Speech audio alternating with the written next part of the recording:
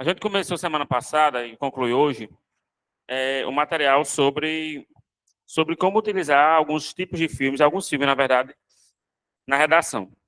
E aí, no material, a gente tem uma... A gente tem uma série de filmes que eu passei, que a gente analisou e tal, eu li parágrafos com vocês, que servem para uma série de temáticas, né? O primeiro é o filme Rio, a série de filmes Rio 1, Rio 2 e tal, e que a gente tem aqui uma abordagem... Ô, Vitória, tem uma que é para pagar, tem uma que é para... Não, mas tu apagou tudo. Tu deixou, tu deixou o negócio bem legal. Não, essa não. Oi. Ah, você quer me calar, né?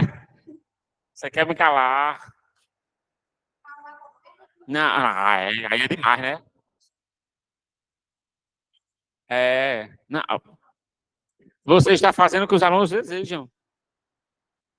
Pronto. Vixe, Maria.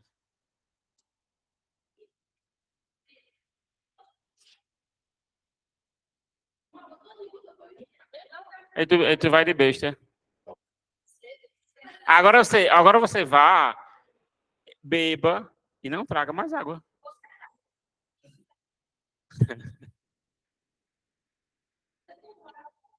Bora, pra gente andar esse negócio. E aí eu tenho o filme Rio 1, Rio 2. Nessa pegada aqui, principalmente o meio ambiente, como a gente falou semana passada, né? Analisou um parágrafo e tal. A gente viu Ilha das Flores. Além de falar sobre, a gente viu o filme, né? Eu coloquei o filme aqui de 15 minutos para a gente assistir. E que tem uma mensagem muito forte, interessante, assim, principalmente sobre desigualdade social. Eu tô falando meio assim porque tá com um negócio na minha língua. Eu também assim, aí eu tenho quando bate, mais ou menos. Aí, enfim, aqui tem uma pegada bem forte de desigualdade social, diferenças entre grupos, né, dentro da estratificação social mesmo, sobre fome, sobre insegurança alimentar, uma série de questões problemáticas na sociedade. Dá para falar de moradia. E aqui um parágrafo, né? A gente viu Divertidamente 2, pelo menos a análise, né, naquela perspectiva das doenças mentais, de como a gente consegue utilizar isso, principalmente no desenvolvimento. Que horas ela volta, uma temática mais de mulher, né, da posição da mulher no mercado de trabalho, dessas diferenças também sociais, de como a classe média ela trata a pessoa que não se encaixa naquele seu espectro social. É uma problemática que vinculada aqui também interessante. Né, e a gente analisou um parágrafo de redação nota 1000 do Enem do ano passado, que utilizou exatamente esse filme. E a gente parou aqui. O nosso próximo filme de análise é Tropa de Elite. E aqui eu posso falar tanto do 1 quanto do 2. Mas que são filmes que apresentam uma pegada para tratar sobre as questões sociais de um ponto de vista mais vinculado à violência. Certo? Esse eixo temático, violência e segurança pública, é um eixo temático que faz um tempinho que não caiu no Enem. Em 2015 veio o tema a persistência da violência contra a mulher, que foi um tema que estava vinculado tanto ao eixo minorias, né, quando trata de mulher, quanto ao eixo de violência e segurança pública, que é um eixo também importante que a gente vai analisar lá na frente. E que tem uma série de temáticas que podem estar inseridas aqui. Eu tenho muito tema vinculado à violência e segurança pública. Violência contra diversos grupos sociais, as diversas minorias sociais. Eu tenho violências vinculadas a esses grupos. Eu posso ter violência simbólica, eu posso ter a própria violência policial, eu posso ter a violência vinculada a tráfico, eu posso ter violência nas escolas, eu posso ter uma série de tipos de violências que podem estar na redação do Enem. E isso não é incomum, principalmente se for vinculado a um grupo minoritário. Eu já trouxe para vocês aqui um tema na redação que era alguma coisa sobre a violência os preconceitos e as violências, eu acho que era isso, contra grupos LGBT na sociedade brasileira. Ou seja, se encaixa exatamente nessa dupla linha de Enem, né, de minorias sociais, falar dos problemas gerais também. Então, se encaixa aqui nessas duas perspectivas. E Tropa de Elite, a gente sabe, acho que a maioria de vocês já viu, já ouviu falar, trata de que, inicialmente, ali de uma questão interna, de apresentar como é o funcionamento do BOP e tal, mas vinculado isso, obviamente, a uma perspectiva de como eles adentram nas periferias, de como eles combatem essas criminalidades, que forças eles utilizam para isso. O filme 2 tem uma pegada de uma análise do ponto de vista mais político mesmo, né? Eles vão lá para combater as milícias e tal, e aí mostra muito essa relação das milícias com a política no Rio de Janeiro, eu não sei se eu não me lembro se é na Câmara de Vereadores ou é na Assembleia Legislativa dos Deputados, eu não lembro qual é. Nos Deputados não tenho certeza mais. E eu entendo, não, porque eu não lembro do filme, como é que ele coloca. Se ele vai, ou é para a Assembleia de Deputados, ou se é para a Câmara de Vereadores. Que ele faz um discurso, é um deputado mesmo, é? E que ele faz um discurso e tal, e que é para mostrar essa relação, colocar o pé na ferida, né? Colocar o dedo na ferida mesmo, na verdade. Pé na porta e dedo na ferida. Para mostrar essa relação da política com as milícias. E é um negócio que é muito comum no Rio de Janeiro. Porque lá, quem toma de conta da cidade inteira, ou é milícia ou é tráfico de drogas. Vinculado a isso, o jogo do bicho. Tem relação com as milícias também. Então lá, o Rio de Janeiro inteiro, a cidade do Rio de Janeiro é dividida nesses grupos, e o interior do Rio de Janeiro também. Mas ele não tem essa relação direta tão com as milícias, porque tem influência, mas o que acontece? Lá tem uma briga muito grande entre traficantes e milicianos. Muito grande. E o Comando Vermelho, acho que ele fica mais relacionado ao tráfico. Só que lá e não tem nenhum lugar do mundo, pelo menos na casa do Brasil, não tem nenhum lugar que acontece daquela forma. É dividido o território, as milícias podem atuar aqui, tá? As milícias podem atuar aqui. E, na verdade, quem é mais amplo ainda é o jogo do bicho. Porque as milícias, por exemplo, elas não atuam na Zona Sul. Copacabana, Ipanema, Leblon, não tem, eles não atuam ali. São áreas específicas mais periféricas, muitas vezes bairros novos que estão nascendo. Mas o jogo do bicho está na cidade inteira. É imoral. Se você, tem seriado tem um seriado na Globoplay que é... Esqueci o nome do seriado. Mas que... Hã? Quer que fala do Castor, Mas qual é o nome do seriado? Eu esqueci agora, enfim. Vê se você acha aí. E aí mostra exatamente esse cenário do tráfico não, do jogo do bicho da divisão lá no Rio de Janeiro. E é muito interessante mesmo. E como eles conseguiram desenvolver isso, é um negócio que é muito bem organizado. É muito mais organizado do que muitas empresas. Descobriu? Não, né? Mas tem outra. Bota seriado Globoplay, jogo do bicho. Bota assim, o que acha? Bota no Google aí pra ver, por favor.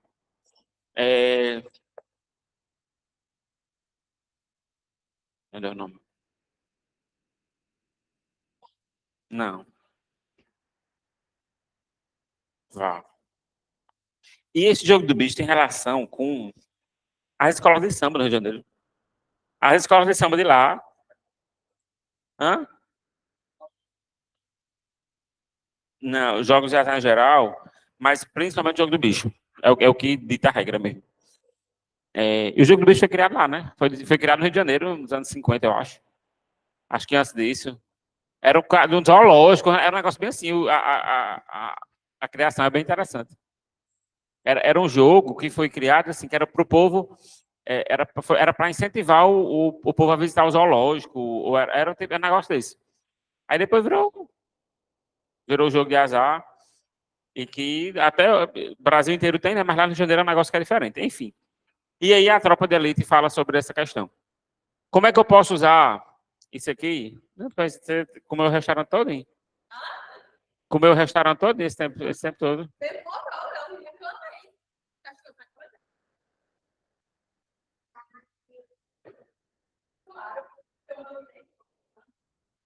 Poxa, era só não pagar.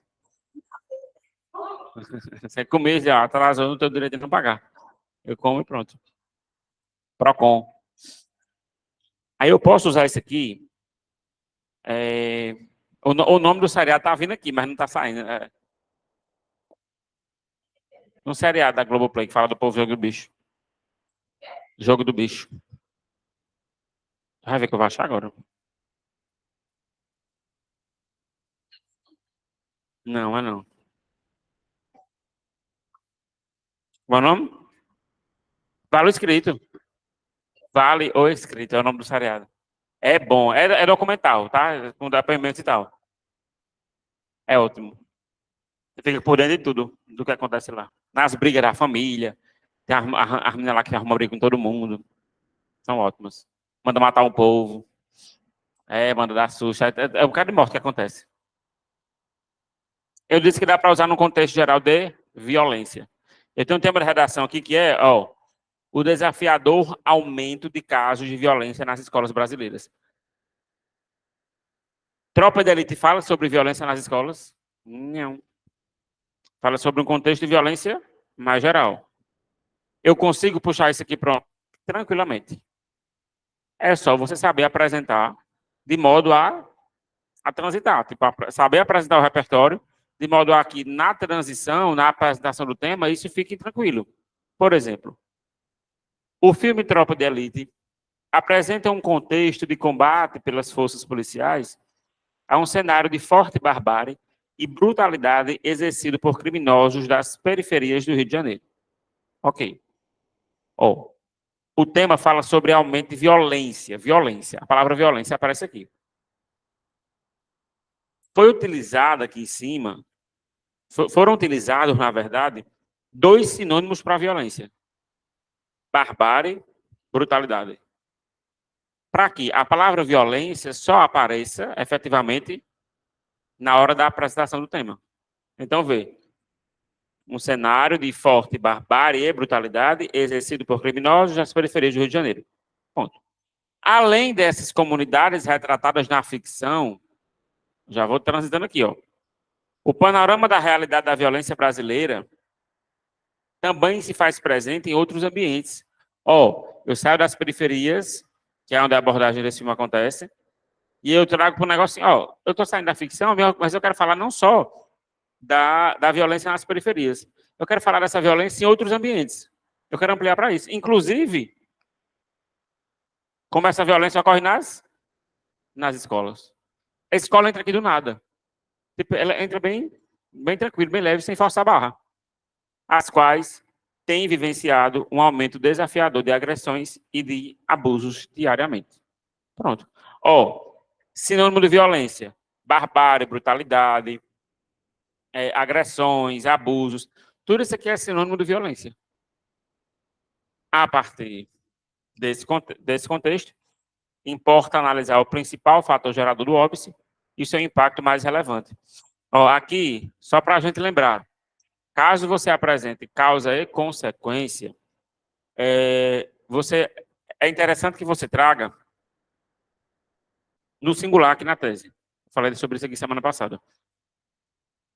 Porque se você traz causa e consequência e coloca no plural, por exemplo, cabe analisar as razões e os efeitos. Isso pode gerar no corretor a expectativa de que você vai trazer mais de uma razão no D1, ou seja, mais de uma causa, e mais de um efeito, ou mais de uma consequência, nesse D2. E ele vai procurar por isso. Ele pode procurar por isso. E aí, isso pode gerar problema para você na C3. Então, se você traz duas causas, de boa. A partir desse contexto, importa analisar as razões do problema. Tranquilo. É uma razão no D1, outra razão no D2. Mas se você traz causa e consequência, é interessante que você demarque isso no singular na sua tese. dessa forma. E para ficar até melhorzinho, você pode adjetivar isso, trazer uma característica. Por exemplo, importa analisar o principal fator gerador, ó, caracterizei, e o seu impacto mais relevante. Ó, trouxe uma caracterização aqui. Então, se você faz isso, deixa no singular, caso seja causa e consequência, viu? Aqui é a demarcação da tese, causa e a consequência. Impacto é a parte central.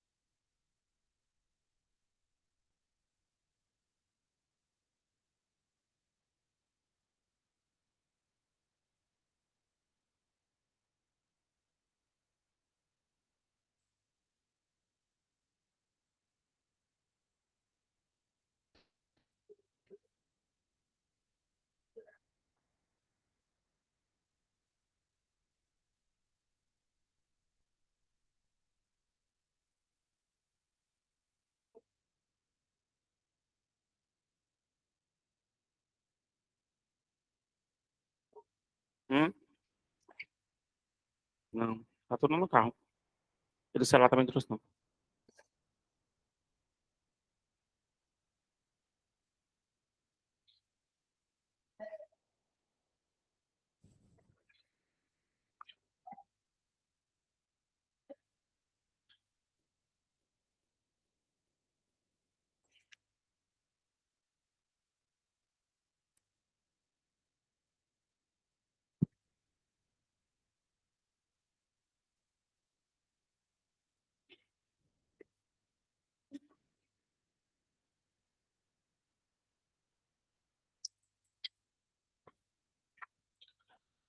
Ó, outro que segue uma linha relativamente parecida, pelo menos na temática, mas que vai para uma outra pegada, é Carandiru.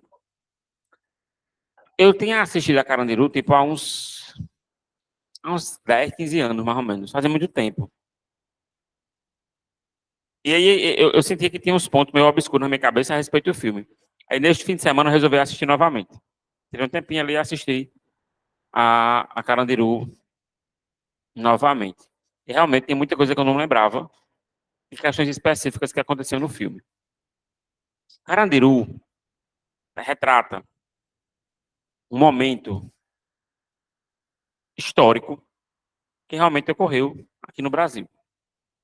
Que foi, eu tenho duas pegadas aqui para isso, tá? Que foi o momento em que o maior presídio da América Latina, chamado Carandiru, situado em São Paulo, ele passou por uma rebelião dos presos. Veja, por um motivo bem torpe, sabe? Eles começaram, eles começaram uma briga lá besta, ou por causa de futebol, ou por causa de uma cueca num varal. Para tu ter ideia da besteira. Em São Paulo, no Carandiru, no presídio do Carandiru. Eles estavam. Veja, assim, era um presídio dos anos 90, quer dizer, construído nos anos 20, se eu não me engano, nos anos 30, mas que essa história se passa nos anos 90, 1992 especificamente. Ou seja, o sistema prisional brasileiro hoje é muito ruim, imagina essa época, imagina 92. Mas funcionava, sabe? Tipo, o negócio andava, era uma panela de pressão ali que poderia explodir a qualquer momento? Obviamente, porque era um presídio que tinha 4 mil e tantas vagas e tinha 7 mil e tantos presos. Tinha em média 3 mil presos a mais, quase o dobro do que poderia comportar. Então não tem como isso dá muito certo, né? E na verdade isso é o que ocorre na realidade da maioria dos presídios do Brasil atualmente, com exceção dos presídios federais. Mas nos presídios estaduais, isso é o que ocorre mesmo. Superlotação. Ou seja, era uma panela de pressão que estava prestes a explodir mesmo. E aí eles começam uma briga lá dentro e ocorre uma rebelião. E aí é uma rebelião que eles... foi- na verdade, há uma certa dúvida, Lara, se foi, qual foi dos dois, na verdade, assim. Inicialmente foi por causa da cueca, né, pelo filme. O cara falou que foi por causa dos dois motivos. E aí houve a comemoração do futebol. Mas eu acho que o principal foi o negócio da cueca. Uma briga por cada uma cueca no varal. Não pode dar uma cueca aqui, não sei o que, aí começa a briga. Não é assim que começa a briga besta, né? Aí, aí a polícia, eles começam a rebelião, começam a atear fogo nas coisas, a pegar as facas escondidas que eles têm e tudo mais. E a polícia resolve entrar no presídio. A polícia entra, tipo, a tropa de elite da polícia, a Rotan, que é a da polícia de São Paulo, entra no presídio, só que não invade ainda a ala lá que estava em rebelião. Acontece uma certa negociação, o diretor do presídio consegue acalmar os presos, e aí eles entregam as facas, hasteiam aquela bandeira da paz, não sei o que, aquele negócio tudo mais tranquilo. Só que estava prestes a acontecer, naquele ano, eleição para governador de São Paulo. E o governo do estado não ia deixar que aquilo que houvesse uma perspectiva daquele negócio aumentar, daquele crescer, né, de voltar à rebelião, deles conseguirem fazer um negócio muito grande e aquilo atrapalhar a imagem do governador. E aí ele resolve autorizar a entrada da tropa, mesmo após, tipo, a sinal de paz, de ter terminado a rebelião, ele autoriza que a polícia entre. E aí, nessa entrada da polícia, meu amor, foi uma desgraça. Houve, em média, 120 mortes, acho que um pouco mais do que isso, somente de presidiários.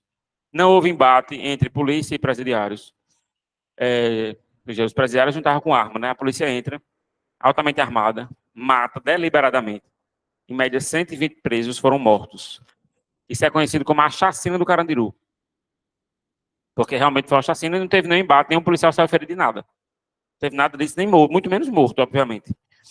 E ah, nisso começou a ser forte um debate a respeito do sistema penitenciário brasileiro. Tanto é que, 10 anos depois, esse presídio do Carandiru foi sendo esvaziado há algum tempo, e aí, 10 anos depois, ele foi demolido. Hoje é uma praça com campo de futebol, não sei o quê, enfim, para o povo usar. E aí a gente entra numa pegada de análise de como o Estado é violento com determinados grupos sociais. Quando a gente fala a respeito de população carcerária, a gente já meio que já tem algo dentro da gente que nos incita a pensar que aquele grupo mereceu determinada violência que sofre. Tá? A gente tem essa veia meio justiceira nesse sentido. A gente é justiceiro em alguns aspectos, em outros, nem de longe. Né? É claro que, se uma pessoa comete um crime, ele precisa pagar por esse crime, isso é óbvio. Precisa cumprir uma pena. E aí é que entra a função do sistema penitenciário, do sistema carcerário. Que é o quê? Cumprir duas expectativas que são colocadas. A primeira é de realmente punir, gerar a ideia de punição para aquela pessoa. E o segundo objetivo é ressocializar e reintegrar aquela pessoa na sociedade. Esses são os dois objetivos do sistema penitenciário. Ressocializar, reintegrar, né, dentro da única pegada aqui, e a outra é de punir. Por que reintegrar e ressocializar? Para que aquela pessoa não seja reincidente no sistema penitenciário.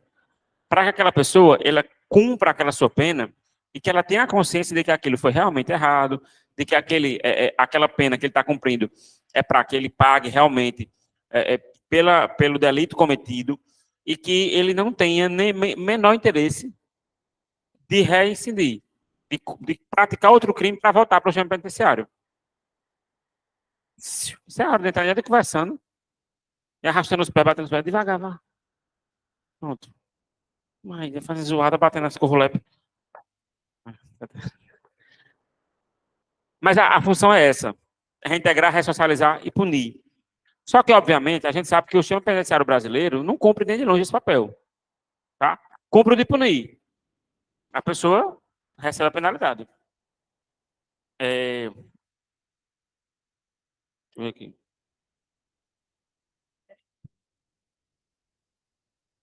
Eu vejo já, vem, peraí, rapidinho. E aí, quando não cumpre isso, a gente tem uma taxa de reincidência muito alta. Cara, a gente não precisa ser especialista em segurança pública, em política carcerária, para entender e compreender que o sistema carcerário brasileiro ele não cumpre o seu papel. Primeira coisa, atualmente no Brasil nós temos, em média, 450 mil vagas presidiárias. 450 mil vagas distribuídas no Brasil inteiro. Sabe quantas pessoas estão presas hoje no Brasil? Em média, 750 mil. Ou seja, eu tenho uma média de 300 mil pessoas a mais no sistema carcerário brasileiro. Onde é que essas pessoas estão? Não, estão presas em celas que não cabem. É como se aqui coubessem 100 pessoas e tivesse aqui 150. Presas para dormir, para acordar, para fazer suas necessidades. E assim vai. Tem como dar certo isso? Tem como dar certo isso. Por quê? É, a pessoa sai mais revoltada ainda com a desgraça. Não estou dizendo que é para dar conforto, dar cheiro do cangote. Não, dar comida de restaurante bom, não é isso não. De jeito nenhum. Mas se o Estado tem a função de tutela dessas pessoas, porque a partir do momento que essas pessoas estão presas, estão no sistema penitenciário do Estado, quando eu falo do Estado, eu falo do governo geral, o Estado tem a função, tem a obrigação de proteger essas pessoas. É exatamente isso que a lei diz. A tutela dessas pessoas está nas mãos do Estado. Ou seja, o cuidado dessas pessoas está ali. Elas estão ali pagando uma pena, estão cumprindo com o dever, que vão ter a obrigação de cumprir essa pena, só que o Estado precisa dar condições mínimas. Inclusive, essas condições mínimas de limpeza, um certo conforto básico, obviamente, possibilidade de trabalhar, possibilidade de estudar, e todas as outras perspectivas que podem ocorrer ali dentro, isso faz parte de um processo de ressocialização. Por exemplo, de dar a possibilidade de algumas pessoas. É claro que a gente está falando isso sem a gente entender diretamente o que ocorre lá dentro, tá? Eu não estou lá dentro, não sei de forma locada mesmo, de estar lá, para entender quais são as questões diretas. Mas a gente está pegando isso numa perspectiva geral, tá? Dentro da pegada geral. Primeiro que o Estado não dá condição, né? Tem muita gente lá também que não está muito interessada em algumas coisas, obviamente tem isso. Muita gente lá dentro, os próprios presidiários, muitos deles não estão interessados nisso. Alguns são ruins por natureza mesmo e tal, assim, tem essa visão. Mas que tem toda uma base que é formada anterior que faz com que isso se perpetue. A taxa de reincidência no sistema carcerário brasileiro é altíssima. É altíssima. Por isso, a partir daí, a gente já consegue perceber também outra perspectiva de observação de que o sistema carcerário brasileiro não cumpre esse papel. Então, a gente tem aqui uma dificuldade muito grande também de entender esse papel, não é nem de entender, de ver como o sistema não favorece, né, essa reintegração. É meio que isso. Emily perguntou aqui. Professor, eu assisti um vídeo falando sobre como o Rio ficou depois das Olimpíadas. Será que pode cair algo relacionado sobre esse tipo a desvalorização das cidades? Não, pode cair algum tema vinculado à urbanização. Eu não sei se vinculado a Olimpíadas, acho que não. Talvez só se for uma pegada de secundária, uma pegada secundária de gentrificação, por exemplo, que é quando os espaços urbanos expulsam determinados grupos sociais em virtude da valorização imobiliária, aquela coisa todinha. Eu estava escutando um podcast hoje, e inclusive falava sobre isso. Uma mulher falando, assim, uma pensadora falando sobre quando ela era criança, e ela falando que morava numa num bairro de São Paulo, quando era criança, e aí, à medida que ela foi, que o pai dela, que era negro, família preta, recebia um salário e tal, e à medida que eles foram ficando, não é ficando mais pobres, é que os preços das coisas começaram a aumentar e o salário não começou a mudar, ela teve que começar a sair de onde morava, desse bairro, que era um bairro de classe média baixa e tal, ou seja, mas vivia confortável. À medida que os preços começaram a aumentar, eles não conseguiram mais continuar naquele ambiente. E começaram a migrar para bairros novos, bairros periféricos, sem saneamento básico, sem estrutura básica de posto de saúde, escola, essas coisas todinha. Ou seja, essas pessoas foram se afastando do centro da cidade. É um processo de gentrificação. Nas Olimpíadas e na Copa do Mundo, ocorreu muito isso no Rio de Janeiro. Porque foram algumas áreas que estavam desvalorizadas, que até um lugar que tem até hoje o Museu da Manhã, que tem o Boulevard Olímpico, que era chamado Boulevard Olímpico, tem o Museu de Arte do Rio, que é onde tem uma roda gigante, enfim, na área ali, que é a área do Porto, era uma área que morava muita gente mais pobre mesmo, gente mais humilde, tinha muito morador de rua. Só que quando houve essa reforma para as Olimpíadas, essas pessoas, quem morava lá não conseguiu, muita gente não conseguiu ficar, porque não tinha condições de pagar o aluguel mais, que o preço aumentou muito. Outras que tinham negócios, pequenos negócios, tipo um salão de beleza pequeno, um negocinho, até trabalhos, empresas pequenas tradicionais de muito tempo, muitas delas não conseguiram se manter mais. Tiveram que sair. Porque aumenta tudo, aumenta o preço do pão, aumenta o preço de produtos no mercado, aumenta o cafezinho, aumenta aluguel, tudo aumenta, o valor de água aumenta, a energia às vezes aumenta, porque vai depender dessa localização. E as condições de vida dessas pessoas não melhorou. Não melhoraram, as condições não melhoraram.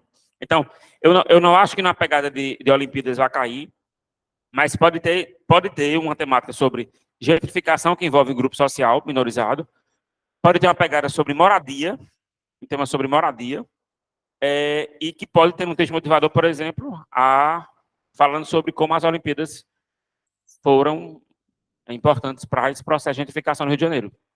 Mas como tema não, mas como texto motivador, pode vir tranquilamente. Voltando a Carandiru, tem outro negócio que foi o seguinte: o filme, a parte inicial do filme, ela foi baseada num livro escrito por Drauzio Varela, aquele médico que faz a reportagem para a Globo, né? Porque ele, à época, ele era médico, um médico que trabalhava lá no hospital e que ele atendia pessoas ou possíveis pacientes de pessoas portadoras de HIV e de AIDS. Ele fazia exame nas pessoas e tal, recomendava determinados tratamentos. Veja, isso em 92, antes de 92, fim dos anos 80, começando 90, o tratamento era bem complicado, né? A gente tem hoje, em 2024, a possibilidade de a pessoa tomar um comprimido todos os dias, que é disponibilizado. Não tem nem como comprar, na verdade, esse comprimido. O tratamento da HIV, você não compra, não tem como comprar em farmácia. Ele é único e exclusivamente distribuição gratuita pelo governo federal, pelo Ministério da Saúde, né, pelo SUS. Único e exclusivamente. Isso é fantástico, né, bicho? Aqui. Isso é fantástico. Lá fora, muitos países é comprado mesmo. Hoje tem a possibilidade de, com um único comprimido, você fazer tratamento e não tem. E levando uma vida saudável, normal, com atividade física, tomando muita água, se alimentando bem, mais saudável do que qualquer outra pessoa, ou mesmo padrão. Mesma coisa, e você ninguém consegue saber, né? Mas hoje, nessa época, era um negócio que ficava nítido, a pessoa começava a secar, o tratamento que tinha, que foi evoluindo um pouco depois, que era o chamado coquetel, a gente fala assim, coquetel, hoje não é mais coquetel, não é só um remédio. Mas chegava a ter, a pessoa tem que tomar 12 remédios durante um dia. 12 comprimidos diferentes. Às vezes nem comprimidos, às vezes era um líquidozinho, colocava no congelador, e ficava no congelador de casa. Mas nos anos 90. Aí foi diminuindo, foi diminuindo, foi diminuindo, hoje é um comprimido. Não, o coquetel começa porque é o seguinte,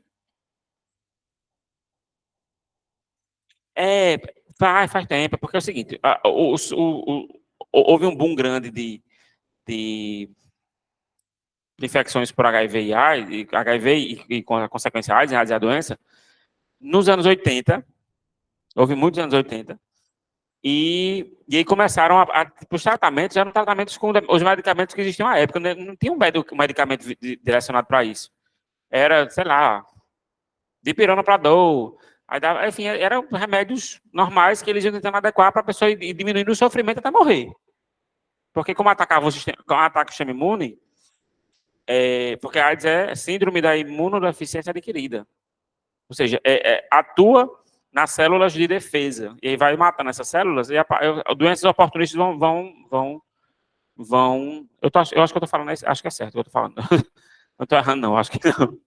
Mas as doenças oportunistas elas vão tomando em conta a partir do momento que o sistema de defesa não consegue mais atuar. E aí não tinha medicamento para isso. Aí depois foram começando a desenvolver. E hoje é tranquilo. Inclusive tem um negócio que é o seguinte. Hoje em dia, se a pessoa tiver o tratamento certinho, a pessoa pode fazer sexo sem camisinha que não transmite. Tomando um comprimido todo dia, que o negócio certinho. Pode fazer sem... O diabo aqui é confia, né? Mas, enfim. Na dúvida, não. Obviamente que não. Não, é evitar as outras, obviamente. Tem milhões de outras... Milhões não, algumas outras infecções, né? Mas, por exemplo, a transmissão do HIV, se tomar o medicamento certinho e tal, não transmite.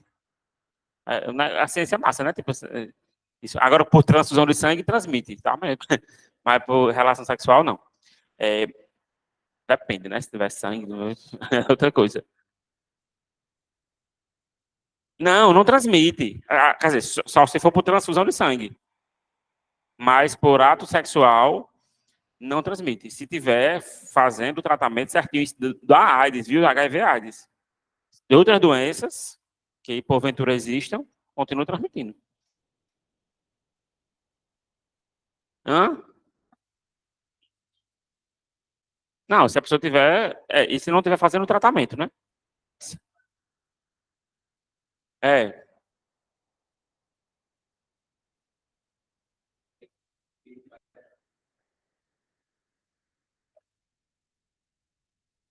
Pronto, é isso aí. Mas não impede as outras. Então, proteção sempre, galera, tá? Não sei que tenha muita certeza e tal, do tipo da pessoa. Sim. Pose. Série que fala sobre exatamente esse momento nos Estados Unidos. Que fala muito sobre arte e sobre as infecções e tal. É uma série muito, de verdade, muito boa mesmo. Eu não sei, já terminou, né? Acho que foram 3 temporadas. Mas muito boa mesmo. E, pronto, aí, Drauzio Varela fazia esse levantamento de dados e de tratamento, a possibilidade de tratamento que existia na época para essas pessoas. Por quê? Lá dentro existia muita relação sexual entre homens. Era o que tinha. Enfim, aí... E tinha muito também aquelas drogas injetáveis, com a mesma seringa, a mesma agulha, não sei o que, ou seja, transmitida ali as pampas. Então, ele fazia esse tratamento. Então, dá para utilizar tanto essa pegada de, enfim, crescimento e aumento das infecções, e tem aumentado também, gente, atualmente. Tem aumentado muito, principalmente entre os jovens. Tem aumentado muito, inclusive, já para tirar um pouco daquela... do preconceito, né, que existe, do estigma, que mulheres têm sido diagnosticadas percentualmente mais do que homens. Mulheres heterossexuais. Agora tem uma certa justificativa para isso também. Em parte é porque muitas mulheres casadas são traídas pelos maridos, tanto com mulheres, por outras mulheres, quanto com homens. E aí o homem chega em casa, tem relação sexual com a esposa e transmite a mulher. Teve um relato recentemente de um médico amigo meu, foi uma médica, não foi um médico amigo meu, foi um médico, que a mulher estava com umas coisas assim, aí ele foi, faça determinados exames. Ela, hoje, para que não faça, não sei o quê. Quando veio, ela testou positivo para HIV. Ela disse, oxe, mas eu só faço sexo com meu marido, eu não fiz sexo com ninguém, não sei o que, eu juro, doutor. Ele fez, não, mas o problema não é você, não. Provavelmente seu marido fez sexo por fora e transmitiu para você. Ele jogou logo assim. Imagina como o mundo dessa pessoa nunca. O médico jogou. Não, porque a menina. Não, porque ela foi diagnosticada com HIV e ela disse, ó, médico, eu sou doutor. Não, claro, fazendo redação na hora da aula. Mas, na hora que vem é 680, diga.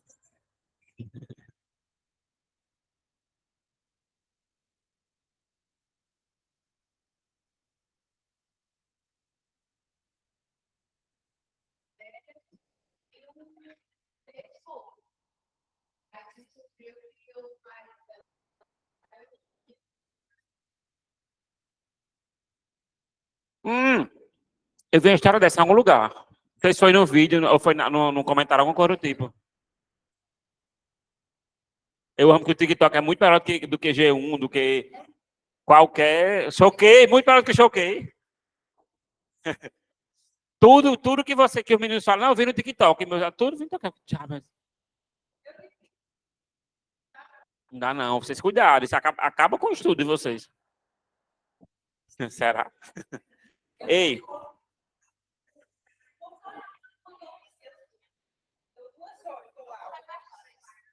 a redação Vice dos Jovens. Camille, de bonito. E você é de Oreb. É a mesma coisa.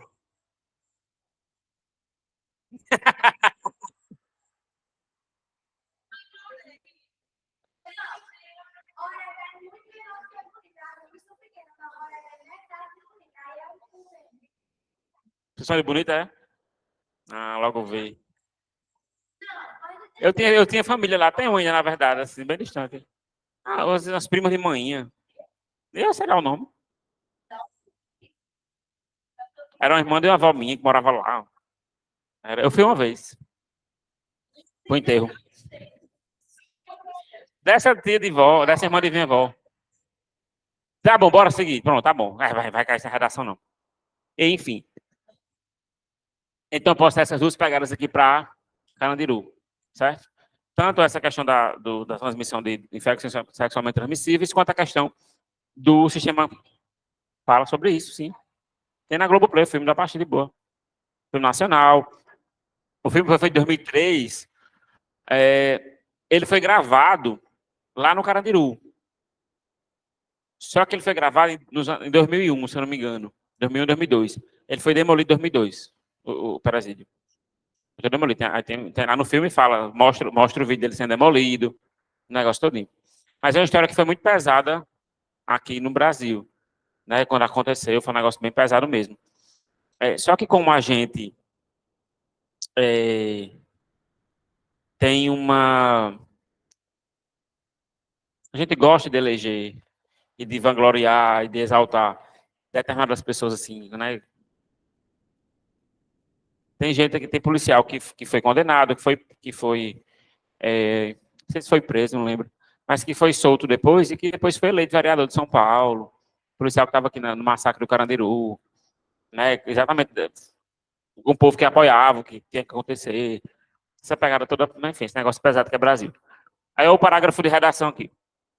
O baixo poder ressocializador do sistema penitenciário brasileiro.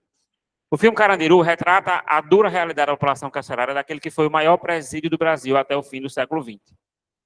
O apresentado na obra não difere da atualidade nacional, já que tanto na ficção quanto na realidade, a baixa qualidade dos serviços prestados aos apenados no tocante à acomodação, à alimentação e à humanidade, por exemplo, reduz drasticamente o poder ressocializador do sistema penitenciário do país. Eu quero ver um negócio aqui. Primeira coisa. O apresentado na obra. Esse negócio aqui, eu já falei com um exemplo parecido na semana passada. A gente tem muita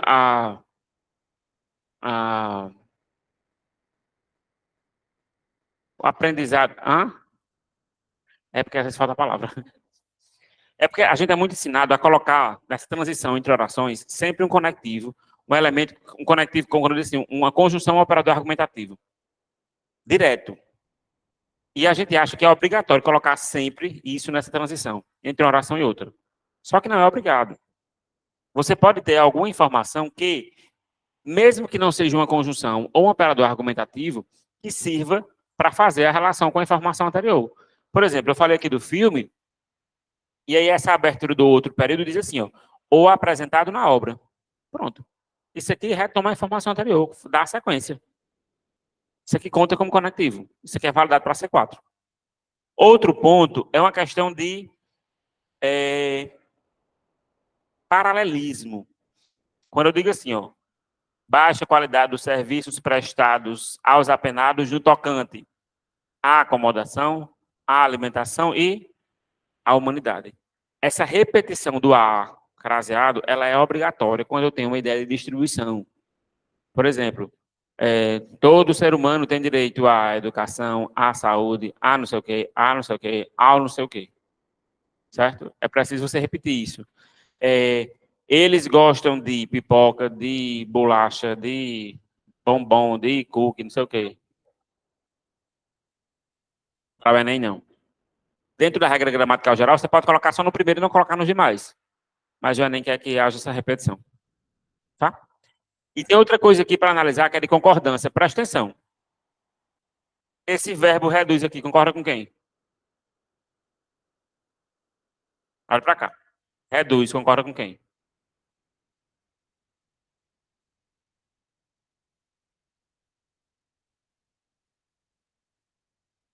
Concorda com quem?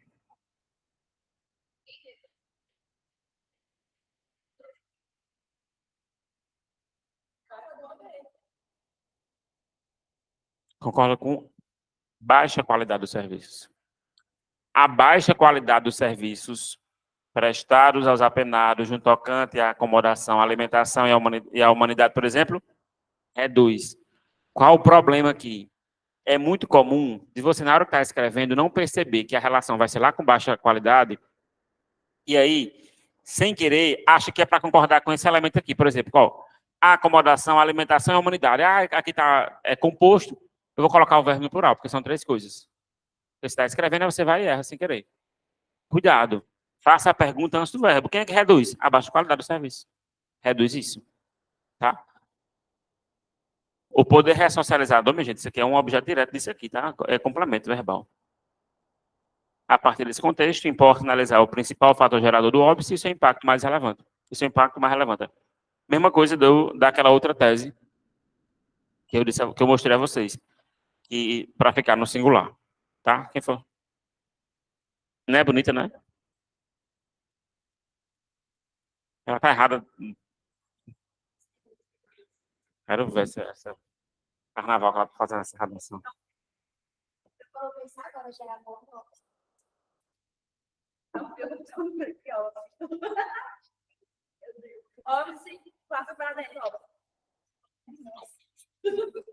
Imbróglio, vai chamar óbice. Eu já.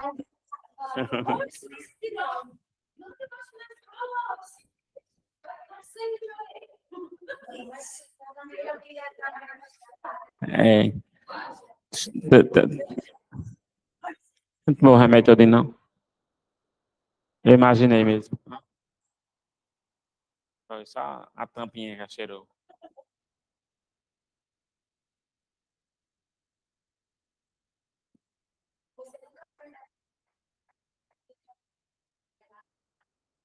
É, o negócio é saber usar, né? Não é errar o uso mesmo.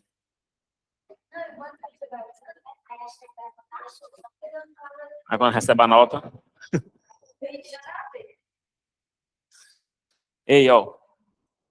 O próximo filme. Eu disse a vocês semana passada que quem pudesse recomendar dois filmes dessa lista para vocês assistirem no fim de semana e tal, eram Infiltrado na Clã e é, Parasita. Não sei se alguém assistiu, claro que não, não sei se tudo mortos. Qual? Foi?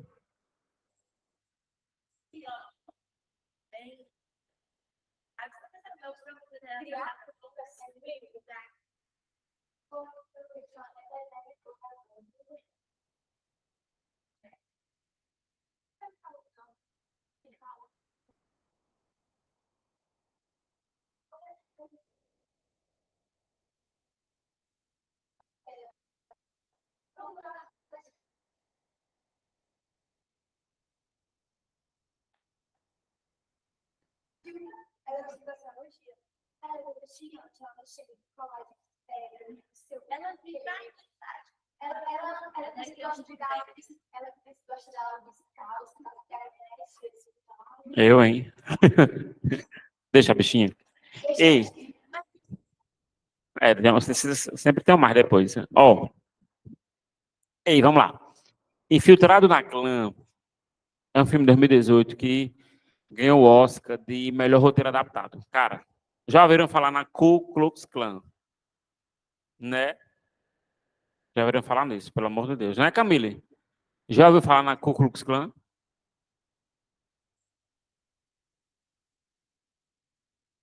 Já ouviu, Vitória, falar na Ku Klux Klan? Que bom, né?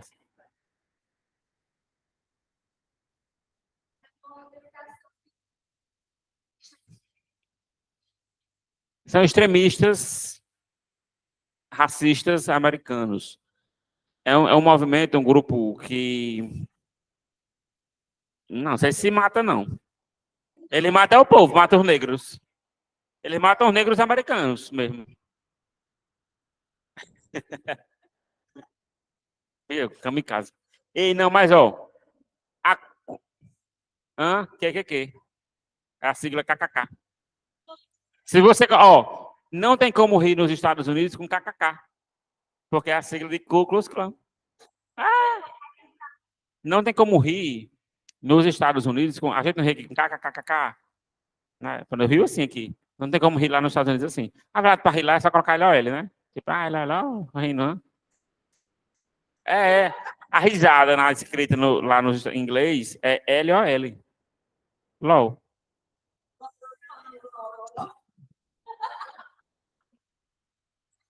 A gente aqui no Rio, um kkkk, RS. Lá é LOL. Não, lá não rola não. Se você colocar kkk, assim, eu não sei se vários casos, né? Talvez sejam várias siglas, várias células do Ku Klux Klan. Você colocar muitos casos. Mas é o seguinte, é um grupo extremista americano que aqui existe há centenas de anos, que foi responsável por uma série de mortes de pessoas pretas, uma série de discriminações. É um grupo que do qual o povo não tem vergonha de participar. Eles elegem todos os anos, quer dizer, a cada 4 anos, deputados para representarem os seus interesses. É uma desgraça. O povo diz, eu não sou representante da KKK. Tá? Ku Klux Klan. Está no material, algo aí. É uma desgraça mesmo, assim. Vocês sabem que o racismo lá nos Estados Unidos é um negócio que é muito mais forte do que o daqui, no sentido de estar mais presente no dia a dia, né? Das pessoas não terem vergonha de dizer que são racistas, né? Disso ficar muito claro em todos os aspectos. Aqui no Brasil,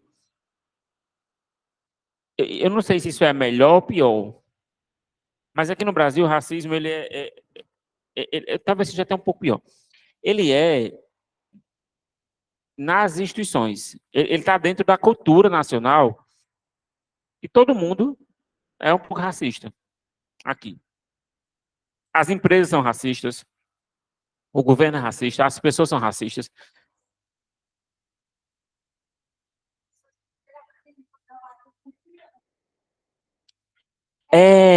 Pronto, é uma pegada meio que essa aqui mesmo. Quando está vinculada a algum ato de violência mais forte.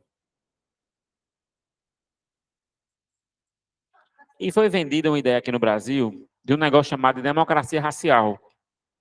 A democracia racial, ela ocorre como um grande acordo, não é nem como um acordo, como uma imposição. É como se, tipo, as pessoas que tinham um certo domínio político e econômico à época quiseram colocar nos livros de história, quiseram colocar nos livros de sociologia sobre o Brasil, e no Brasil não tinha racismo. Olha, aqui não tem racismo.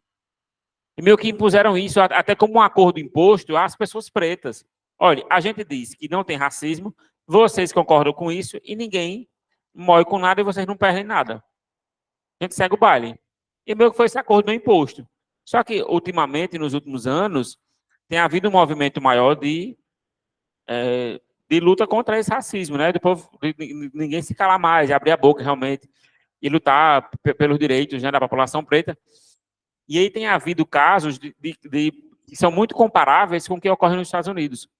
Por exemplo, caso recente, cara, de a pessoa pedir comida no aplicativo e colocar lá nas observações, não quero que venha com o entregador preto, só que quero se for com o entregador branco. De não deixar entregador preto entrar num condomínio tal.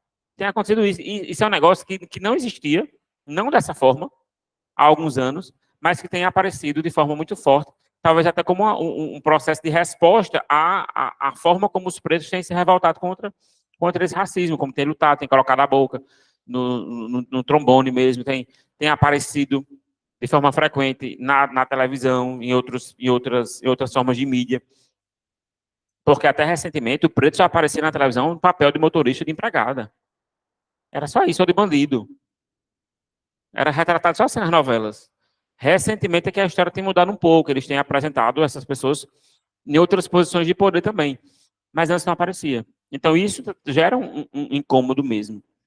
E aí esse filme, Infiltrado na Clã, ele apresenta a história de 2 policiais que eles organizam, né, lá dentro da sua delegacia, sei lá, enfim, no seu negócio lá, uma missão de um deles, obviamente o branco, que é o de lá, de se infiltrar na organização, em uma das células da Ku Klux Klan, lá da cidade onde eles vivem. Quem orquestra tudo de forma maior é o policial que é preto, mas eles se infiltram para entender. Cala a boca. Para entender. Vai me peça dica depois para ver se é coisa. Tá, não, que eu falar uma coisa e eu perguntar a você, você não sabe nem o que foi que eu disse. Estou falando disso mesmo. E aí, o policial branco se infiltra nessa célula. Ele começa a fazer parte, né, de forma, né, a partir da sua missão, para entender quais serão os próximos atos de violência, como eles agem, como é a atuação desses grupos. E aí mostram lá, cara, tipo um negócio pesado mesmo, assim, de eles planejarem morte, explodir carro de uma família preta, de explodir uma casa, um negócio bem assim pesado, de atirar, sabe, essas ações que são planejadas e que eles fazem reuniões para exaltar a supremacia branca e diminuir a condição de pessoa preta na sociedade americana. Então, é um negócio que é muito pesado, que ocorre há muitos anos e que ainda existe até hoje. Um dos símbolos desse povo, é porque não tem como colocar aqui, mas, enfim, era rolê, era trabalho, mas eles usam uma roupa toda branca com um chapéu pontiagudo. Aí tem até esse negócio aqui no meio é como se fosse uma referência a essa roupa deles. Aí eles andam com as cruzes em fogo, sabe? Um negócio bem, bem feio mesmo. Por isso que o nome do filme é Infiltrado na Clã. E, para além disso, tem outras questões lá de policial, que outros policiais, né, que prendem pessoas presas assim do nada, que mandam, que encerram movimentos de reuniões de pessoas pretas, né, para falar sobre seus direitos e tudo mais, um negócio de como o racismo também faz parte das instituições americanas. E isso, obviamente, tem muita relação com o que acontece no Brasil.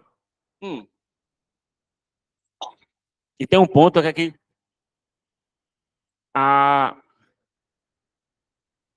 meu Deus, eu ia falar um negócio que sim. Não, um negócio... Não, é exatamente que ponto é esse. Não, lembrei. É que racismo caiu no Enem em 2016. Caiu num PPL em 2016, que era o seguinte: os caminhos para combater o racismo no Brasil. O tema era esse, limpo e seco. É claro que isso pode aparecer novamente. A mulher, temática de mulher, já veio de 2015 para cá 3 vezes. Ou seja, eles podem trazer essa perspectiva de racismo, só que a partir de uma outra pegada. Né? Até eu passei um tema para vocês recentemente, que é sobre pessoas pretas no mercado de trabalho. Pode vir uma questão sobre essa, pode vir violência, preconceito contra essas pessoas, pode vir outra pegada. Mas pode vir. Questão de racismo, a questão de minoria social vinculada à raça mesmo. Tá? Então, acho que existe uma possibilidade de tema disso aí. Ó, aí o tema é os impasses para a inserção igualitária de pessoas pretas no mercado de trabalho brasileiro. Exatamente aquele tema da redação que eu passei, acho que foi semana passada para vocês, foi? Não, semana atrasada, não lembro. Aí vem, ó. O filme Infiltrado na Clã apresenta um contexto de críticas e de preocupação. Ó, essa repetição do dia, ó, de críticas e de preocupação, isso aqui é a questão do paralelismo, viu? Com o supremacismo branco e o seu preconceito racial representados pelo grupo extremista americano Ku Klux Klan. Veja só, aqui deixa claro que é um grupo extremista americano. Estou falando exatamente desse grupo. Tais discriminações também são vistas fora da ficção em outras partes do mundo, inclusive no Brasil. Eita, a aula todinha me conversando. Inclusive no Brasil, onde dificuldades são facilmente percebidas, especialmente no cenário de tentativa de uma inserção minimamente igualitária de pessoas pretas no mercado de trabalho nacional. Se ligue só. Como a gente sai de um contexto ficcional e estrangeiro, é preciso transicionar isso, tá? É preciso transicionar isso. Eita, que pena. Tais discriminações também são vistas fora da ficção em outras partes do mundo. A mesma coisa daquele outro negócio. São vistas fora da ficção em outras partes do mundo, inclusive no Brasil. Eu jogo o Brasil aqui como quem não quer nada. E aí o tema, ele aparece. A partir desse contexto, importa analisar os elementos motivadores desse impasse preocupante. Se liga só, quando você coloca duas causas ou duas consequências, é que rola você colocar isso no plural. Porque vai uma causa para o D1, uma causa para o D2, aí pode ficar só assim. É diferente de causa e consequência, tá? Aqui é causa, causa.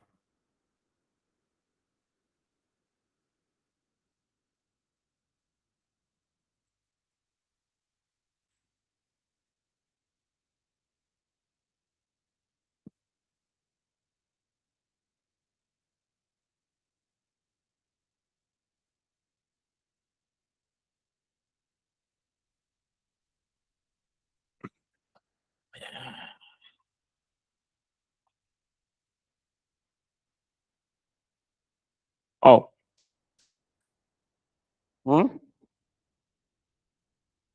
Maria, não posso comprar outra agora, não. Ele tá todo quebrado já, estraçalhado atrás. Tá, atrás todo quebrado. 14. Não, pro. O negócio é grande, não. Mas eu passo 4 anos com o celular, então, Camila.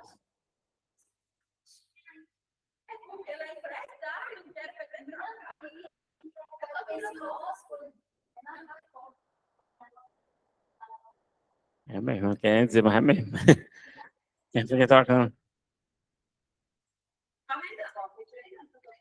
Tudo bem, segura para mais 2. Dá.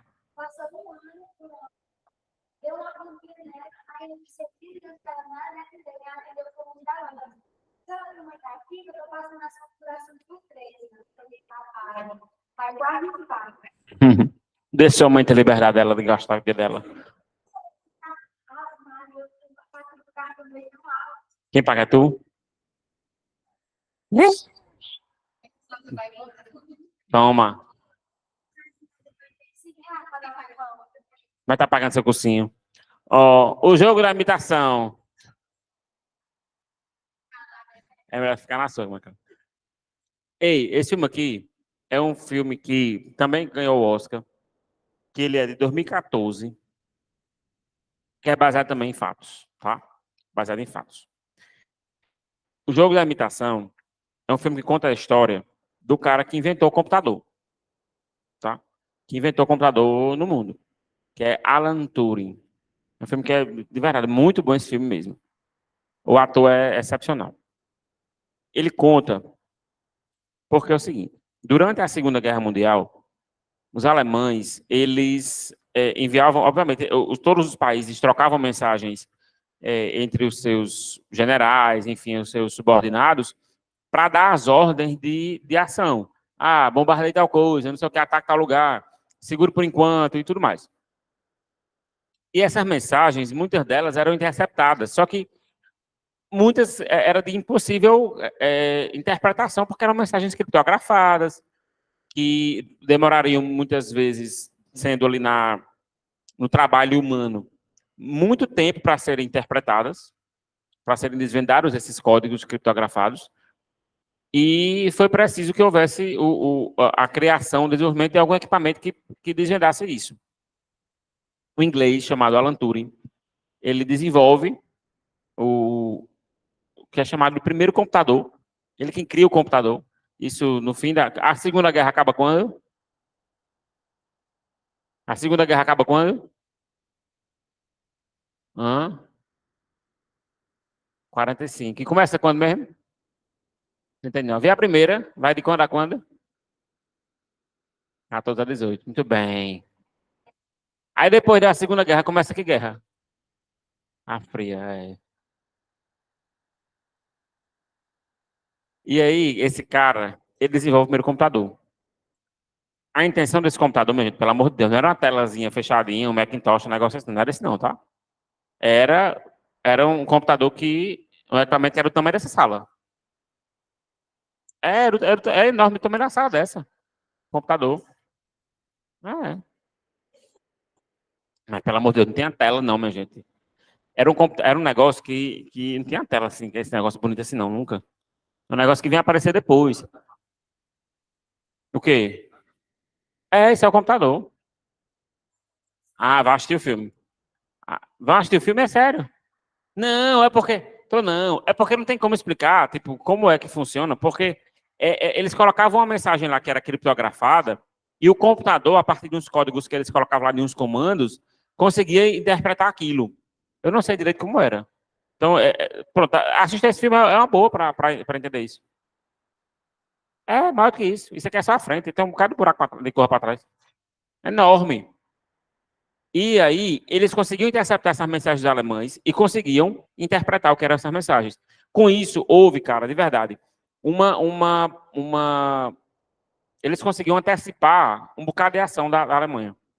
Olha, vai atacar tal navio vai chegar aqui e vai bombardear não sei o que lá. Eles conseguiam antecipar isso, prever, antever e contra-atacar inicialmente. Então, eles conseguiram derrubar boa parte da tropa alemã e dos equipamentos bélicos alemães em virtude dessa antecipação que eles conseguiram entender. E isso antecipou, inclusive, o fim da guerra. Porque vocês sabem que, tipo, havia os países que faziam parte da guerra, mas existiam batalhas mais diretas entre países específicos. Por exemplo, Inglaterra e Alemanha, Japão e Estados Unidos. A França caiu primeiro, a França primeiro que não aguenta mais não, a França se lascou. E aí esse embate maior entre Inglaterra e Alemanha ali na Europa, né? Porque o Japão e os Estados Unidos ficaram naquela outra área.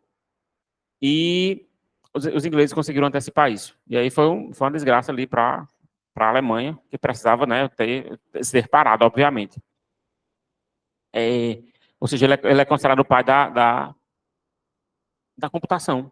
É quem inventa o computador. Essa é uma das pegadas do filme, de como repertório. Utilizar enquanto repertório para falar sobre tecnologia, inovação e ciência. Esse é um eixo temático possível para a redação. Tecnologia, inovação e ciência. Eu mostro já um exemplo de redação com isso. A outra pegada é que Alan Turing, ele era um homem homossexual, um homem assumidamente gay, e que no filme não mostra muito isso assim, de forma direta, mas na biografia dele fala que ele realmente namorou um cara lá e tal, isso todo mundo sabia. Só que, veja, a gente está falando de um contexto ali de fim da primeira metade do século passado. É um contexto completamente diferente. Até que tinha ali muito preconceito, muitos países criminalizavam a homossexualidade, inclusive países da Europa, né, que são vanguardistas, aquele negócio bem para frente. E a Inglaterra, apesar de ele ter sido a pessoa responsável quase diretamente pelo fim da Segunda Guerra Mundial, pela antecipação do fim da guerra, a Inglaterra promove a castração química nele para diminuir, para tirar o seu desejo sexual, para que ele não tenha interesse sexual em outros homens, mas como aquele sendo um crime. Promove a castração química e ele, 2 anos depois disso, não aguenta e se mata. Veja a situação. Olha como uma pessoa que muda os rumos da história mundial por causa de uma questão da sua condição, tem sua história, né, vinculada a esse outro fator em virtude somente da sua orientação sexual. Enfim, é um problema. Tenho duas pegadas aqui para utilizar esse filme, tanto uma quanto a outra. A pegada da tecnologia, quanto essa questão dele dele fazer parte do público LGBT+. O tema é a luta pela redução do preconceito e da violência contra pessoas LGBT+ na sociedade brasileira. Minha gente, a sigla fica LGBT+, porque oficialmente a sigla é essa. Tá? Oficialmente é a sigla lésbicas, misturei lésbica com gay. Lésbicas, gays, bissexuais, transexuais e o resto é tudo mais. O resto é alfabeto, porque é, eles colocam assim, tipo, L, G, B, T, T, três T's, os dois T's que é para transexuais, travestis, Q, I, A, P, N+, hã? Não é a mesma coisa, não. Tem a diferença. Não, é não. Drag é outra coisa. É diferente. É diferente. Sei não, mas tem a diferença. Eu não sei. Eu não lembro. Não, eu sabia, mas esqueci, hã?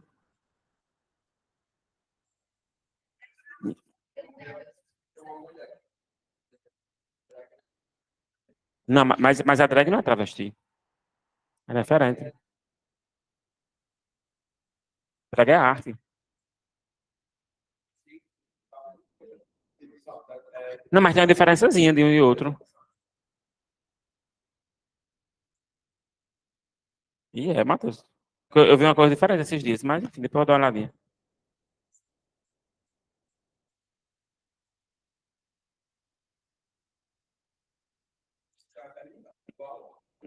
Como ela quer ser denominada, né? Mas é porque é o seguinte, ó.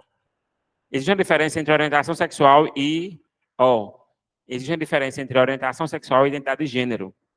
A orientação sexual é a pessoa, se ela se identifica como cis, que é. Enfim. Opa. Não, esse é o gênero, é verdade. A orientação sexual é heterossexual e homossexual, ou enfim. Ou não. O não binário também. Não binário é. E. Vá, Matheus, explica. Como? Eu lembro que tem diferença mesmo.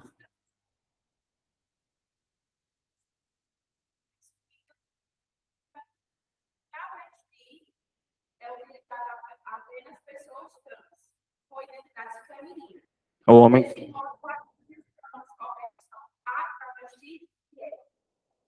Ah, tá, essa diferença é.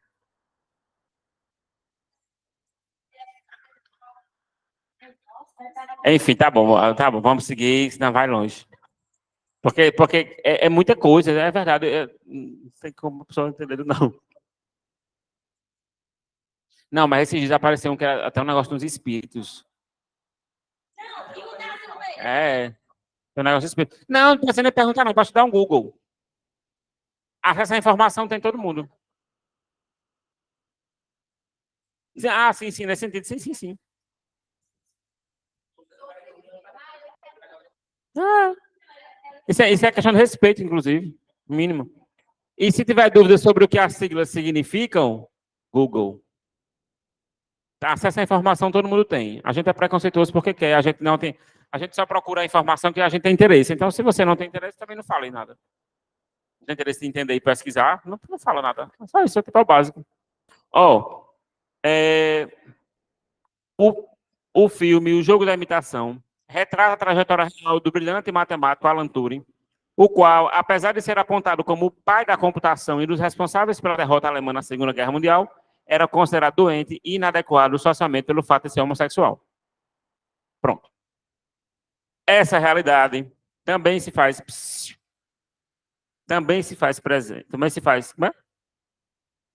presente na atualidade, inclusive na brasileira, já que o frequente cenário de preconceito e de violência contra pessoas LGBT+, põe em risco falta um azinho aqui, bota um aí quem quiser. põe em risco a sobrevivência desse grupo em sociedade. A partir desse contexto, importa entender as principais razões de imbróglio a fim de lutar pela sua mitigação. Então, cientificamente, do ponto de vista, na verdade, acadêmico, do ponto de vista acadêmico, a sigla é LGBT+.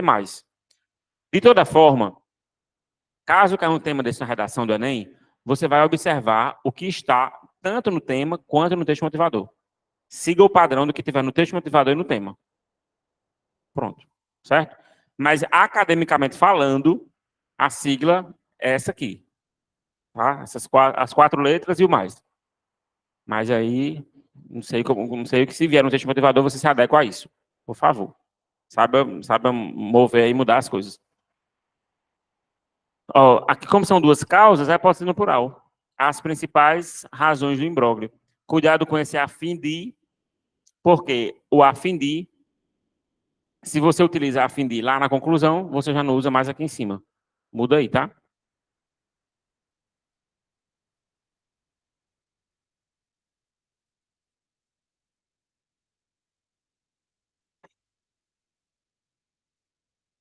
Eita, redação sem fim, menino.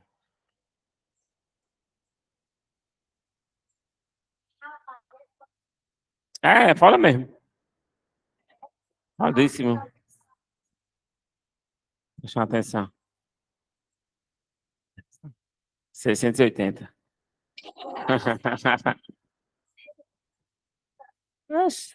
Pode mandar. Eu vou dizer parabéns. Aí eu corri de novo e deu 680.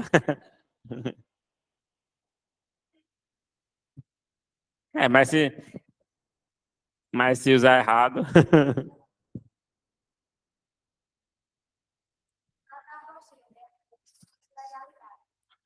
Vamos ver. Quando vê, ela fez exatamente igual, não mudou nada.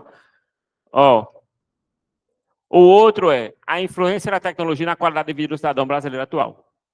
O filme, o jogo da imitação, retrata a trajetória real. Aqui não precisa falar sobre a condição de homossexual, de homossexualidade e do problema que ele sofreu, tipo da violência que ele sofreu e tudo mais. Não precisa falar sobre isso aqui. Não tem sentido porque o tema é outro, tá? Cabe no outro tema. Considerado o pai da computação e dos responsáveis pela derrota alemã na Segunda Guerra Mundial e pelo impedimento de milhões de mortes durante o conflito. Só para dar aqui um upzinho, um plusinho. As descobertas do cientista foram e são essenciais até a atualidade, pois essas e outras tecnologias exercem potencial influência na manutenção da qualidade de vida dos cidadãos, inclusive dos brasileiros. A partir desse contexto, importa entender sobre essa importância e sobre o que impede a sua ampliação no Brasil. Ó, o que é que vai para o D1, hein?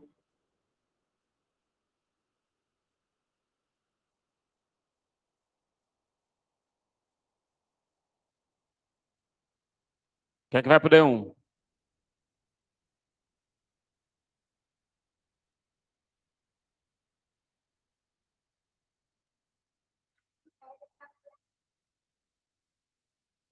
Já vem marcado aqui já? Essa importância vem para o D1. Para falar como essa ciência realmente influencia na qualidade de vida do cidadão. Quando o tema vem positivo, existe essa possibilidade de você fazer isso, tá? Cuidado, porque quase nunca vem. Cuidado, porque se vier, adeque a sua tese.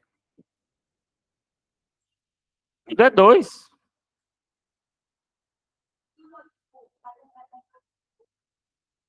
Para o D1. Não, isso aqui é a tese. A da argumentação. Não, aí depende, você vai ter que procurar um repertório que fale, por exemplo, sobre aumento de expectativa de vida,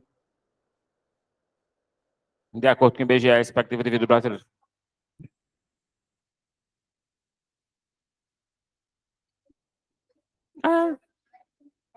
É exatamente isso. Desde que o tema seja positivo, isso pode acontecer. Teve um aluno que mandou para mim um negócio, que foi o seguinte: Felipe, porque eu fiz essa tese? Eu sempre faço essa tese dessa forma aqui e ninguém nunca despontuou e agora despontuou, que você quer ver todo revoltado. Eu fiz isso, me dei. Aí eu falei, a tese ele tem colocado. A partir desse contexto, assim, importa analisar os fatos motivadores de um negócio desse. Eu fiz, tá, deixa eu ler aqui como é que tá no D1. No D1, ele foi falar sobre a importância de alguma coisa. Quero, enfim. Só que ele sempre fazia a mesma formatação de tese e os argumentos sempre colocava duas causas. Ó, motivador são causas. E dava super certo. Só que agora colocou na tese que era causa, no D1 jogou importância, no D2 é a causa. Gerou um problema, porque na tese houve a promessa de falar sobre duas causas e não falou sobre duas causas. No D1 colocou importância, no D2 a causa. Aí tem que ter cuidado, porque a gente meio que se planeja, se organiza. Muita gente faz isso para manter a mesma linha de tese sempre e não muda, mas muda, por exemplo, o argumento. Aí dá um problema. Porque a tese, ela é a antecipação da linha argumentativa que você vai fazer lá embaixo, nos dois desenvolvimentos. Se você vai mudar o desenvolvimento, muda a tese. Isso é o básico, tá? Pelo amor de Deus. E aí o último filme, de todos é um dos que eu mais gosto, que é Parasita. É um filme que, 2019, filme coreano. A Coreia tem tomado conta do mundo, né? Tudo é coreano. Dorama. Tem um povo que ama, né? Que vive sem dorama. Eu não sei, eu nunca assisti, não. Mas não, mulher. Para com isso, é xenofobia. Xenofobia, isso aí.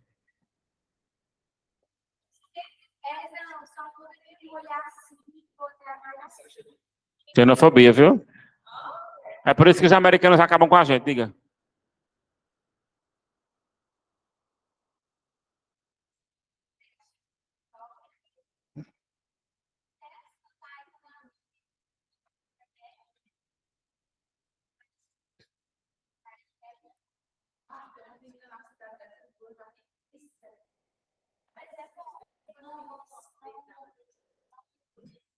Tem um bocado de velho que assiste dorama.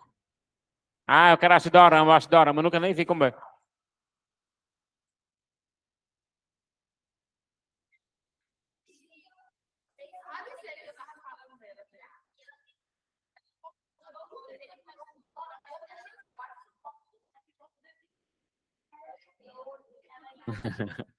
Tá bom.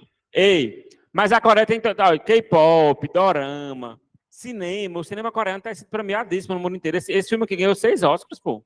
Um filme coreano. Com histórias muito bem contadas, muito bem feitas. Tá tendo, enfim, eles. E tem outras coisas também aí, de cultura, outro negócio. Ciência e tecnologia, eles investem muito nisso. É um negócio muito bom. Quer dizer, né? Em esportes também, eles estão lá em cima nas Olimpíadas.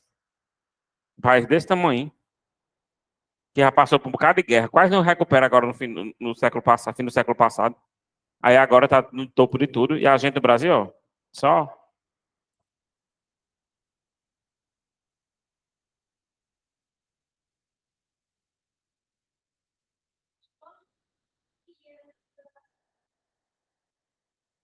Não é esse, não? Não, o que ganhou o Oscar recentemente foi esse coreano.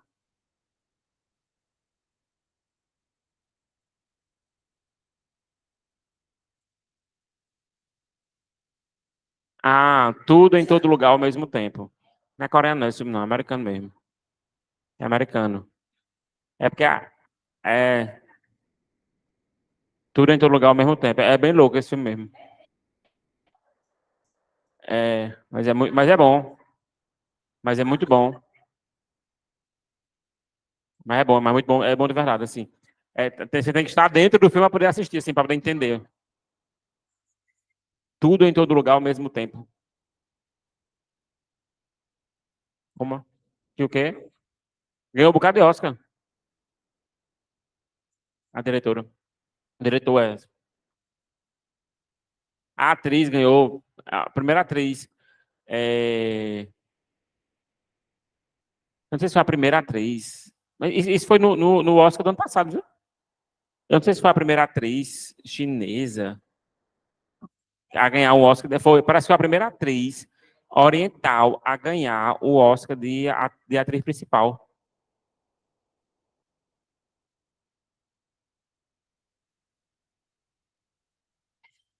E, enfim, talvez nem ficasse a mesma coisa do filme, né?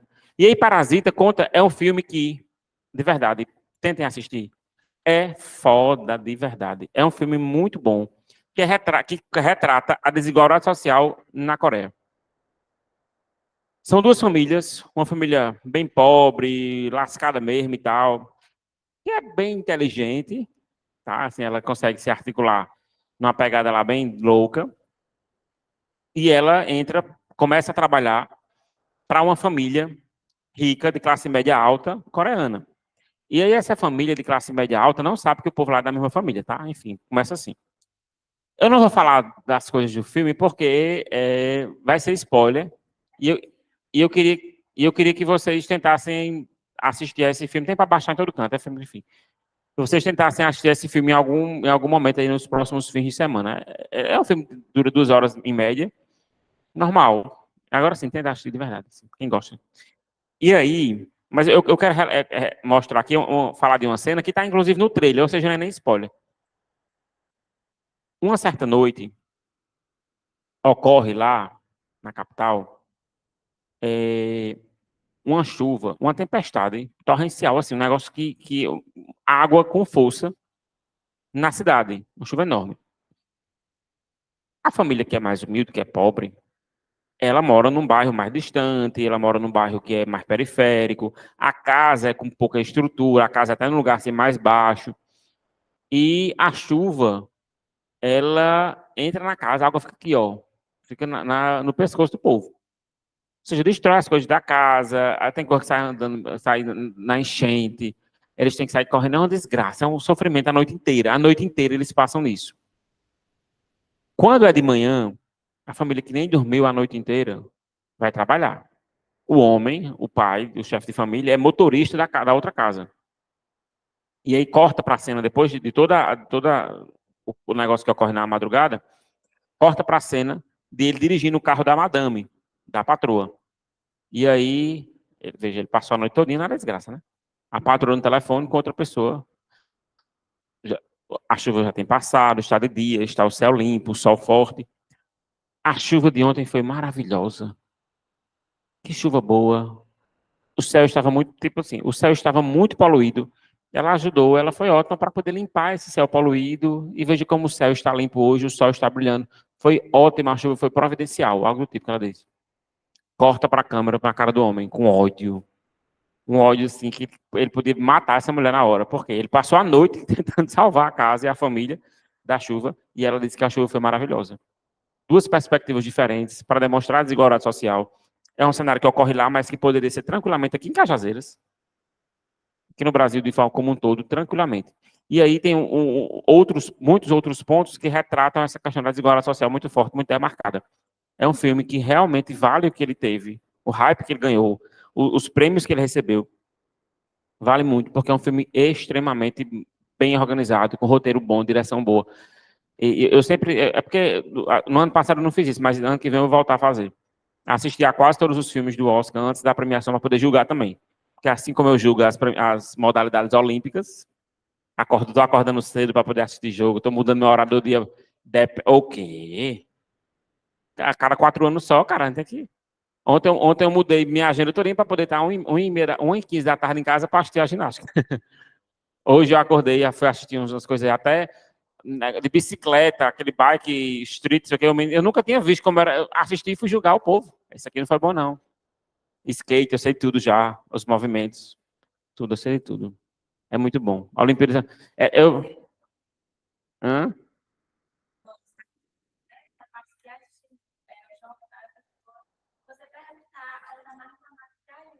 Oxi, pois é. Menino, para você, é bom demais. Triste que acaba dia 15 já.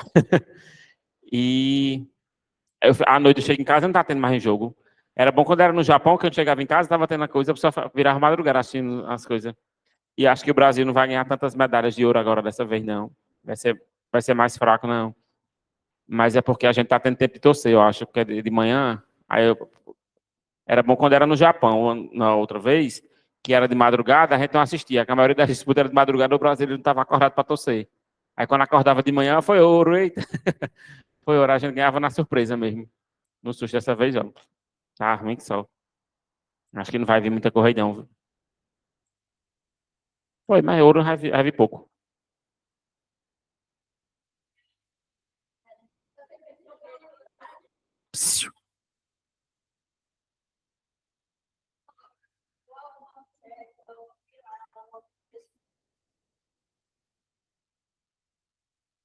Que demarca e separa. É incrível, é incrível mesmo.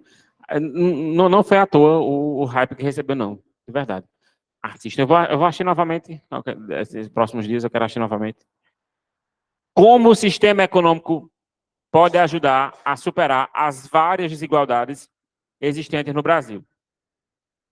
O filme Parasita retrata a realidade de duas famílias muito distintas que se cruzam no decorrer da trama. Uma bastante rica e privilegiada, e a outra extremamente pobre e marginalizada pelo Estado. Cuidado. Coloca esse negócio aqui, ó. Isso aqui nem é a tese ainda não. Mas isso aqui gera uma certa expectativa, viu? Essa discrepância ocorre também na realidade atual, inclusive na brasileira, em que o alto nível de desigualdade entre as classes e pessoas demonstra como o sistema econômico nacional tem contribuído para esse cenário. A partir desse contexto, importa entender o principal fator gerador e seu impacto mais relevante a fim de superar o óbvio. Ó, se liga só. Jogou esse negócio aqui de Estado, lá na contextualização. Isso aqui vai gerar expectativa no corretor, viu? O ideal é que eu tenho aqui uma causa na tese. O ideal é que essa causa seja falando sobre o Estado, tá? Porque aí corrobora a ideia do que está aqui nessa contextualização. Confirma isso. Ok?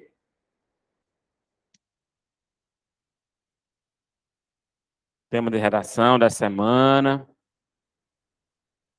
É muito bom e muito chato. Dificilzinho. Resolvam. O cheiro até semana que vem. Não sabe? Venha ler, rapaz.